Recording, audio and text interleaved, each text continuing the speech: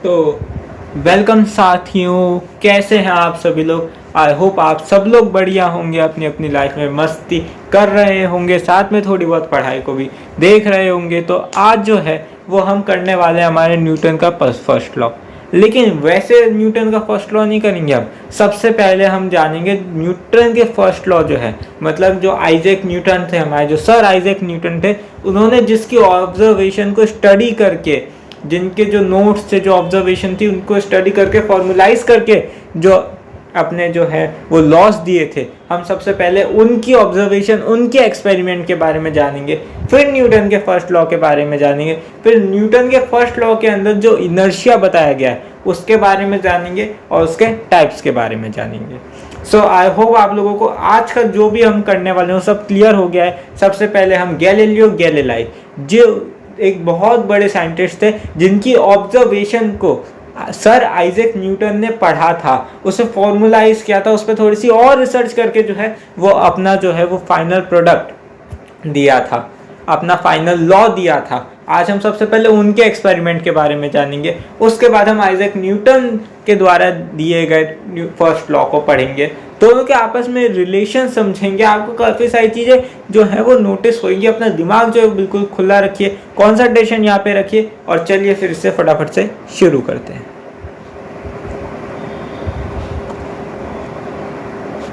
आज मैं जो है आपको मेरे खुद के बनाए गए नोट्स से पढ़ाऊंगा।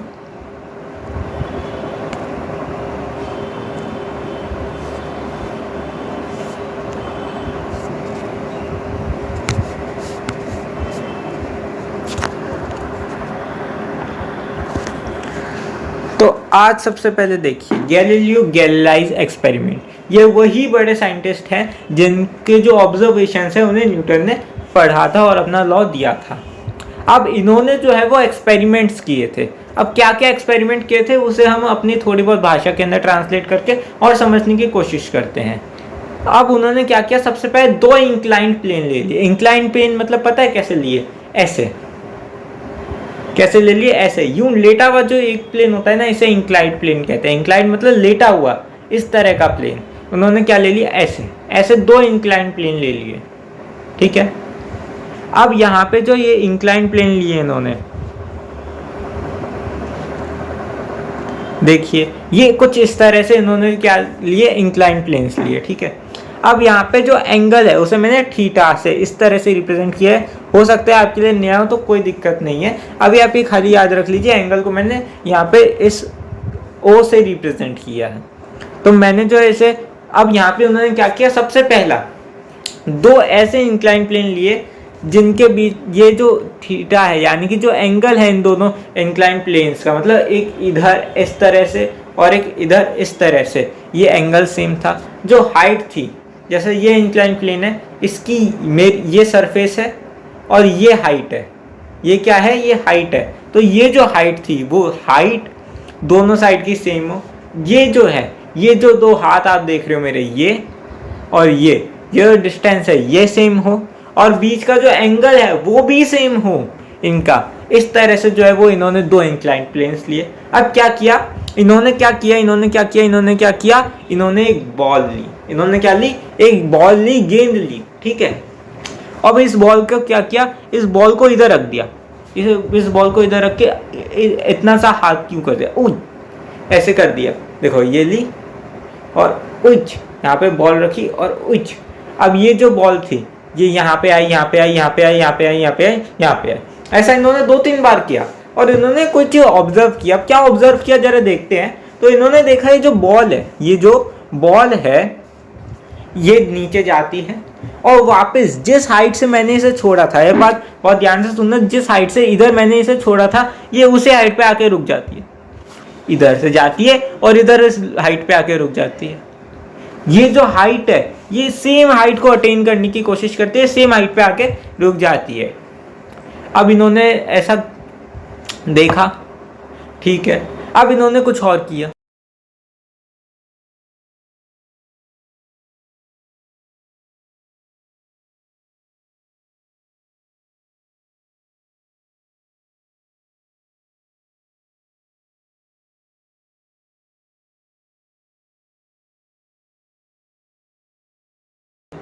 अब इन्होंने क्या किया, अब इन्होंने जो है ना बीच का एंगल कम कर दिया, बीच का एंगल कम कर दिया। देखना है कैसे, चलो आपको दिखाता हूँ।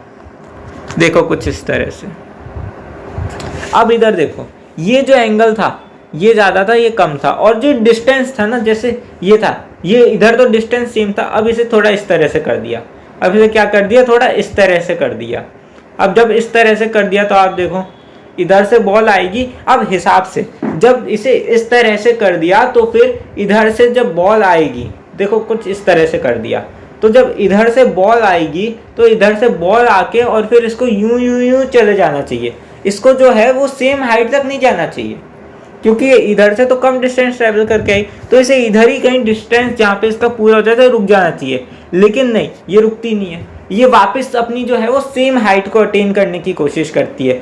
जहाँ जिस हाइट से ये चलना शुरू हुई थी ना, वापस चाहे कितना भी दूर हो उसी हाइट को अटेन करने की क्या करती है, कोशिश करती है, और उसे अटेन कर लेती है। क्यों? क्योंकि हमने जो हाइट है दोनों इंक्लाइंड प्लेन की वो क्या रखी थी, सेम रखी थी। ठीक है, अब इन्होंने क्या किया, इन्होंने सेकंड इंक्लाइंड प्लेन ही हटा दी। देखो जो बॉल है वो इंक्लाइंड प्लेन से जा रही है, वापस आ रही है, वो क्या कर रही है, वो वापस ऊपर जाके क्या कर रही है, इंक्लाइंड प्लेन के ऊपर जो अपनी हाइट है उसे अटेन करने की कोशिश कर रही है। अगर सेकंड इंक्लाइंड प्लेन ही नहीं होगी तो देखो, अब ये बॉल जो है, अभी भी ये जो बॉल है ना, इसे विश्वास है इसे अपनी जो पुरानी हाइट है इसे अटेन करना है।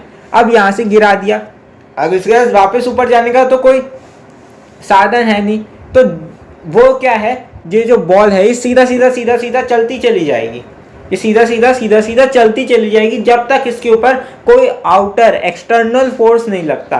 और वो फोर्स भी कैसा होना चाहिए, अनबैलेंस्ड फोर्स होना चाहिए। अब ये जो चीज़ है ना कि चलती चली जाएगी, हमारी अर्थ के ऊपर पॉसिबल नहीं है। क्यों पॉसिबल नहीं है? क्योंकि जो ग्राउंड है ना वो एक फ्रिक्शनल फोर्स लगा रहा है। इसे थोड़ा सा दिमाग में डालने की कोशिश करो कि ये एक इंक्लाइन प्लेन है, यहाँ से बॉल को फेंका, अब ये जो बॉल है चलती चली जाएगी, चलती चली जाएगी। ये ऐसा कहा गैलीलियो गैलीलाई ने, लेकिन ये हमारी जो अर्थ है उस पर पॉसिबल नहीं हो पा रहा है, क्योंकि जो ग्राउंड है वो फ्रिक्शनल फोर्स लगा रहा है, जिसके कारण बॉल थोड़ी दूर जाने के बाद रुक जा रही है।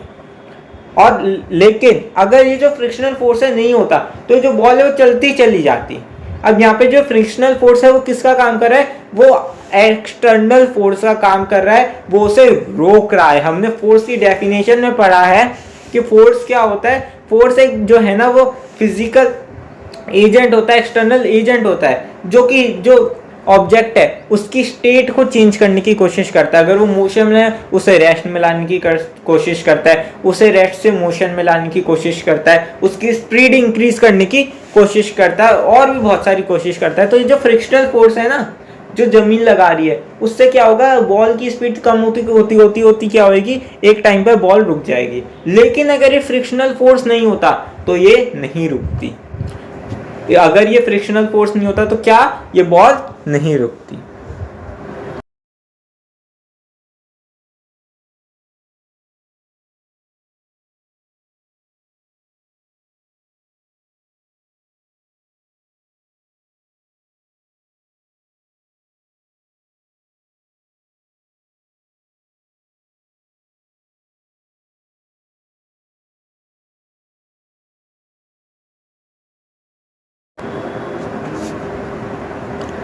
अब उन्होंने क्या किया, अब उन्होंने चौथा एक्सपेरिमेंट किया। बस इन्हीं 4 एक्सपेरिमेंट से जो है ना आपको पूरा न्यूटन का लॉ क्लियर कर दूंगा, इन्हें बहुत ध्यान से सुन लेना। अब इन्होंने चौथा एक्सपेरिमेंट किया। इन्होंने क्या, 2 बार तो इन्होंने हाइट जो है वो सेम रखी, एक बार डिस्टेंस बढ़ा दिया, एक बार सब कुछ सेम रखा, एक बार डिस्टेंस बढ़ा दिया, एंगल कम कर दिया। अब इन्होंने क्या किया, अब इन्होंने हाइट कम कर दी। ये जो हमारे एक्सपेरिमेंट करता थे, हमारे साइंटिस्ट थे गैलीलियो गैलीलाई, इन्होंने क्या किया, इन्होंने जो है वो हाइट कम कर दी। अब हाइट कम कर दी तो इनके हिसाब से क्या होना चाहिए था, देखो ऐसे कर दिया। अब यहाँ से बॉल आनी चाहिए, यहाँ से बॉल आई, अब यहाँ पे आके रुक जानी चाहिए, यहाँ पे आके रुक जानी चाहिए, क्योंकि जब हाइट सेम थी, जब हाइट कुछ इस तरह से था, जब इसे यहाँ तक का जगह मिल रही थी, यहाँ तक की क्या मिल रही थी, जगह मिल रही थी इसके पास। लेकिन अब तो जगह है ही नहीं, अब तो जगह है ही नहीं, अब तो रास्ता खत्म हो गया, तो अब रुक जाना चाहिए ना, लेकिन नहीं रुकेगी। ये देखो इसके अंदर देखो, ये बॉल आई, ये बॉल आएगी, ये बॉल जो है ये आएगी आएगी आएगी, अपनी जो हाइट है उसे अटेन करेगी और उसके बाद यूं चली जाएगी। उसके बाद क्या करेगी, यूं निकल जाएगी। देखो वापस देखो, ये जो बॉल है ये आएगी आएगी आएगी आएगी आएगी, अपनी जो हाइट है उसे अटेन करेगी और उसके बाद यूं निकल जाएगी। आई होप आप लोगों को ये बात समझ में आ गई होगी। अब ठीक है, इसने ये एक्सपेरिमेंट किया, इसका निष्कर्ष क्या निकला, इसका कंक्लूजन क्या निकला, फायदा क्या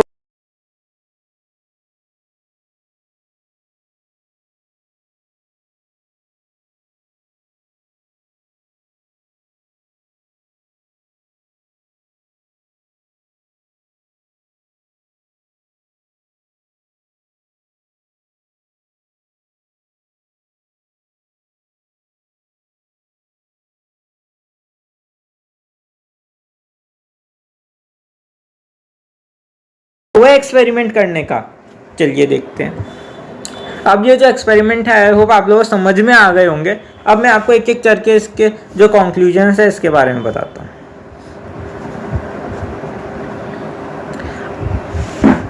अब देखो, जो हमारे पास थर्ड यानी कि ये वाला जो एक्सपेरिमेंट था ना, इसे ध्यान से देखो। ये जो है इंक्लाइन प्लेन है और ये सीधा प्लेन है, ठीक है। यहाँ से बॉल आई आई आई आई आई और फिर यहाँ पे चलती चली गई। देखो इस पे देखो, बॉल आई आई और फिर ये चलती चली जाएगी। ये क्या करेगी, चलती चली जाएगी। हमारी अर्थ पे पॉसिबल नहीं है, लेकिन अगर फ्रिक्शनल फोर्स नहीं होता तो ये चलती चली जाती। हम एक बार के लिए एज्यूम कर लीजिए फ्रिक्शनल फोर्स नहीं है, तो हम उसी केस की बात करें तो चलती चली जाती। ये क्या करती, चलती चली जाती, ठीक है। अब ये चलती चली जाती तो इससे हमें क्या लेना देना। अब आप देखो, मैंने इसे यहाँ से मोशन में डाला और अगर जब तक इसके ऊपर कोई एक्सटर्नल फोर्स नहीं लग रहा, कोई बाहरी फोर्स नहीं लग रहा, जब तक ये चलती चली जाती, इसका मतलब क्या है, जो ऑब्जेक्ट है वो खुद से जो है वो चलते चला जाना चाहिए। अगर वो मोशन के अंदर है ना, तो फिर वो मोशन में ही रहना चाहता है। वो जो ऑब्जेक्ट है वो मोशन में ही रहना चाहता है। और गैलीलियो गैलीलाई ने इसके अंदर एक दो चीजें और ऑब्जर्व की थी, और उन्होंने ऑब्जर्वेशन क्या की थी, एक तो ये जो है चलता चला जाएगा, दूसरा ये स्ट्रेट लाइन में चलेगा, दूसरा ये क्या करेगा, स्ट्रेट लाइन में चलेगा, और तीसरा सबसे मेन बात, बहुत ध्यान से सुन लेना, मैं आपको पूरा कॉन्सेप्ट बता रहा हूँ। गैलीलियो गैलीलाई ने क्या किया, एक तो देख लिया कि ये यूं चलता चला जाएगा, ठीक है, ये स्ट्रेट लाइन में जाएगा, ये ऐसे नहीं है, पहले ऐसे गया, फिर ऐसे गया, फिर ऐसे गया, फिर ऐसे गया, नहीं, ये स्ट्रेट लाइन में चलता चला जाएगा। और तीसरी चीज और ध्यान से सुन लो, ये जो है इसकी स्पीड कांस्टेंट रहेगी, इसकी जो स्पीड है वो कांस्टेंट रहेगी।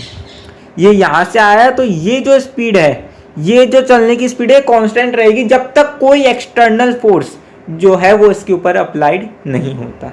अब यही जो इस ऑब्जेक्ट का नेचर है, यही जो इस ऑब्जेक्ट का नेचर है कि ये चलते चले रहना चाहता है। अगर वो चल रहा है तो वो चलता चले जाना रहता है, अगर वो रुका हुआ है तो वो रुके रहना चाहता है। अब जैसे जो बॉल है, इस बॉल को मैं यहाँ पे पुट कर देता, ठीक है, मैं एक बॉल लेके आता और ऐसे रख देता। जैसे मान लीजिए मैं आपको इसका एग्जांपल देता हूँ, ये मेरे पास बॉटल है इस समय, ये जो बॉटल है इसे मैंने मेरे हाथ पे रख दिया। तो अब ये जो बॉटल है, जब तक मैं इसे मूव नहीं करूँगा, जब तक मैं इसे मूव नहीं करूँगा, ये मूव नहीं होगी। जब तक मैं इसे मूव नहीं करूँगा ये मूव नहीं होगी, क्योंकि इस बॉटल का नेचर है कि ये रेस्ट में ही रहना चाहती है। ये जो है जब तक मैं इसके ऊपर फोर्स नहीं लगाऊंगा रेस्ट में ही रहना चाहती है, क्योंकि जो ऑब्जेक्ट है उसकी एक टेंडेंसी होती है, उसके एक नेचर होते हैं। जो ये चार साइंटिस्ट जो चार एक्सपेरिमेंट किए थे, इन्होंने इन एक्सपेरिमेंट से इनको थोड़ा बहुत क्लियरेंस आई थी कि ये जो है ना, ये ऑब्जेक्ट का थोड़ा बहुत नेचर सा है। देखो, ये जो ऑब्जेक्ट है ये अपनी हाइट अटेन करना चाहता है। अब यहाँ पे ये अपनी स्पीड जो है वो चेंज नहीं करा। देखो यहाँ पे ये स्पीड इसकी कांस्टेंट है, ये स्ट्रेट लाइन में चल रहा है। तो ये जो है ना, ये कुछ नेचर है। अगर कोई ऑब्जेक्ट रेस्ट में है, अब उनका जो फाइनल कंक्लूजन निकला वो क्या था, वो बहुत ध्यान से सुनना, कि अगर कोई ऑब्जेक्ट रेस्ट में है तो वो रेस्ट में ही रहेगा। अब ये कोई ऑब्जेक्ट जो है वो रेस्ट में है तो वो रेस्ट में ही रहेगा, वो मूव नहीं करेगा। अगर कोई ऑब्जेक्ट मूव कर रहा है तो वो मूव ही करता रहेगा, वो रुकेगा नहीं जब तक कोई एक्सटर्नल फोर्स नहीं लगता, जब तक कोई भारी फोर्स नहीं लगता। और जो ऑब्जेक्ट मूव कर रहा है तो वो सेम डायरेक्शन में स्ट्रेट लाइन में अपनी जो स्पीड है उसे कांस्टेंट रखेगा, यानी कि अगर पहले 30 किलोमीटर पर आवर थी तो बाद में 30 किलोमीटर पर आवर ही रहेगी। ये जो है उन्होंने कुछ नेचर जो है ऑब्जेक्ट का वो ऑब्जर्व किया, और यही जो है हमारा फर्स्ट लॉ ऑफ न्यूटन है। आपको बताओ मैं न्यूटन्स फर्स्ट लॉ क्या है। एनीथिंग दैट इज, देखिए मैंने लिख भी रखा है, anything in rest will be at rest, anything in motion will be continue in motion at uniform speed in a straight line until outer unbalanced force is applied। यहाँ पे outer गलती से लिखा ही आ गया, यहाँ पे external word जो है वो ज़्यादा सूट करेगा। अब इसका मतलब समझेंगे तो क्या है कि कोई ऑब्जेक्ट वो रेस्ट में है तो वो रेस्ट में ही रहना चाहता है, जैसा गैलीलियो गैलीलाई ने देखा था। अगर कोई ऑब्जेक्ट मूव कर रहा है, ये देखिए तो वो थर्ड वाला केस याद कीजिए, वो कोई ऑब्जेक्ट मूव कर रहा है तो वो कांस्टेंट स्पीड के साथ मूव करेगा, स्ट्रेट लाइन में मूव करेगा और अपनी डायरेक्शन भी चेंज नहीं करेगा। क्या नेचर है, और यही जो नेचर है, यही जो, अब हमें आप एक बात सोचिए, हमें फोर्स क्यों लगाना पड़ता है किसी चीज़ को किसी चीज़ को उठाने के लिए हमें फोर्स क्यों लगाना पड़ रहा है? क्योंकि वो जो है, वो जो चीज़ है वो कुछ इनर्शिया, उसके पास कुछ इनर्शिया है, उसका वो नेचर है कि वो हिलना नहीं चाहती, हम उसे ज़बरदस्ती हिला रहे हैं। इसे एक आप एग्जाम्पल और लेके समझिए, आपको बहुत अच्छे से क्लिक होएगा। जैसे हम कोचिंग से या फिर स्कूल से बहुत थके हारे आते हैं, ठीक है, आते हैं, बैग को ऐसे पटकते हैं, जूते मुझे खोलते हैं, पड़ जाते हैं, फिर हम क्या चाहते हैं कि हम हिले नहीं, हम बस बिस्तर पे पड़ गए, फिर हम हिले नहीं।